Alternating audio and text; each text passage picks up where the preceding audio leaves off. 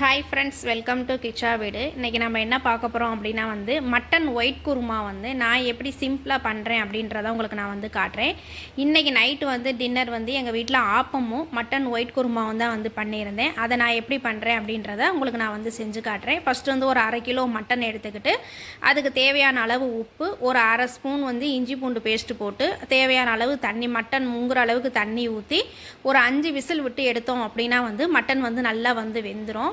ரொம்ப ஈஸியாக பண்ணிடலாம். அந்த குருமா ஆப்பத்துக்கு இந்த ஒயிட் குருமாவுக்கும் அவ்வளவு டேஸ்ட்டாக இருக்கும். ஃபஸ்ட்டு எடுத்து வச்சுக்கிட்டு விசிலுக்கு எடுத்து வச்சுக்கிறேன். எடுத்து வச்சுட்டு ஒரு 2 பெரிய வெங்காயம் குட்டி குட்டியாக கட் பண்ணி வச்சுக்கிறேன். ஒரு தக்காளி குட்டி குட்டியாக கட் பண்ணி எடுத்து வச்சுக்கிறேன். இந்த குருமாவுக்கு தேவையான அளவு நறுக்கி எடுத்து வச்சுக்கிட்டு இப்போ மட்டன் நல்லா வெந்துருச்சு. அதை ஒரு பவுலில் நான் மாற்றி எடுத்து வச்சுக்கிறேன். அதே குக்கரில் இப்போ குருமா தாளிக்கிறதுக்கு இதுக்கு ஒரு மசாலா ரெடி பண்ணியிருக்கேன். அது என்னென்ன பண்ணியிருக்கேன் அப்படின்றத நான் காட்டுறேன்.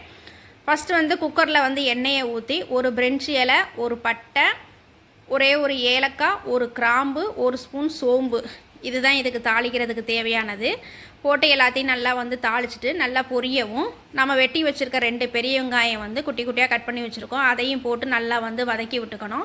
இது ரொம்ப ரொம்ப ப்ரௌன் கலராக வதக்கணும் அப்படின்லாம் தேவையில்லை.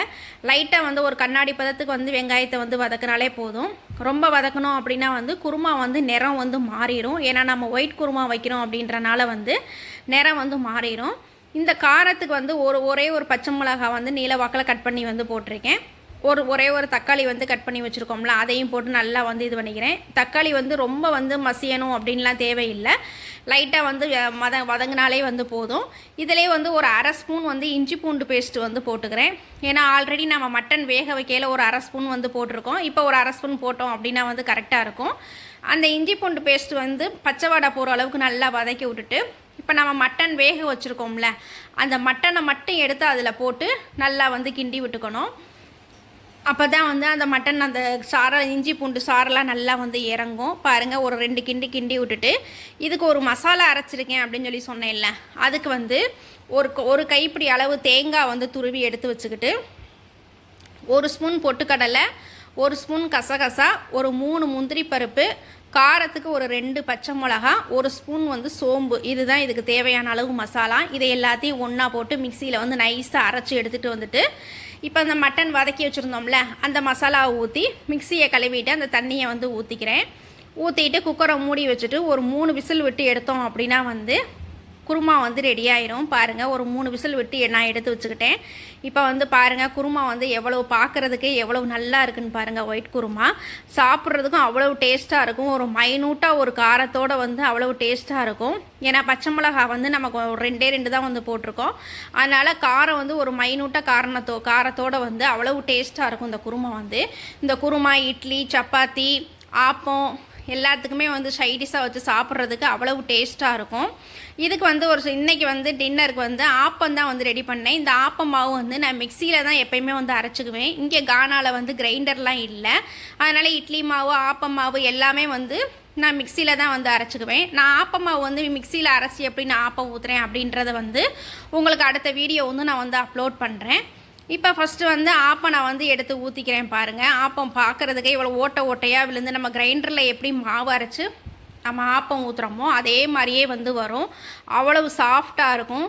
சுற்றி மொறுன்னு நடுவில் சாஃப்டாக இருக்கும். ஆப்பம் அவ்வளவு டேஸ்ட்டாக இருக்கும்.